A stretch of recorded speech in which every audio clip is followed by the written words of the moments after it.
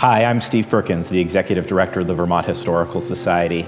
Often we find objects in our collection that, maybe they seem pretty common, or we don't know exactly what their use is, and we spend a lot of time trying to figure out what exactly is the story behind this object, and that story is what makes it museum worthy. So today I have this little brush. You can see it looks like a paintbrush, or maybe something you'd use for cleaning off something. Pretty standard early 20th century brush, but it's the story behind this brush that I think is absolutely fascinating.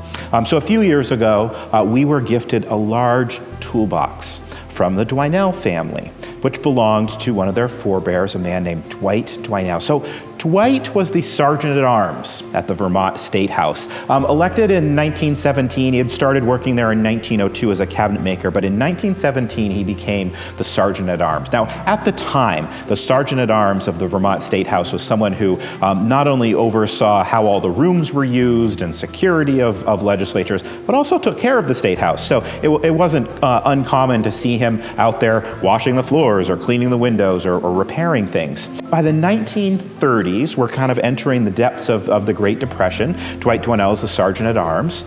The statue on top of the State House of Ceres, or what we commonly know now as Ceres, the goddess of agriculture, was starting to rot, starting to fall apart, and they knew that they needed to replace this wooden sculpture.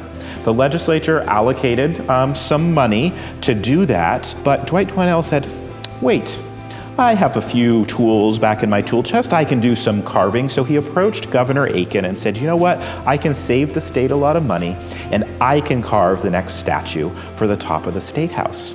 So in the late 30s, 1936, 1937, he started working on this statue of Ceres. So he mostly focused on the head. Now we got to remember, by this point, he's like 86 years old working on this huge monumental statue. He employed a couple of guys, Dean Bancroft and Gordon Yeaton, who were maintenance assistants at the State House to help carve the body of this statue, and he focused on the head. This brush was used as part of that carving process and as part of that larger tool chest. So he finished carving the statue in 1938, and they mounted it on top of the State House. And amazingly, it stayed until 2018 when finally that wooden statue started to rot and it was taken down. The statue itself is now housed at the Vermont History Museum in Montpelier, along with Dwight Dwinell's tools. And of course, a brand new wooden statue now sits atop the Vermont State House. It went up in 2019, and you can see that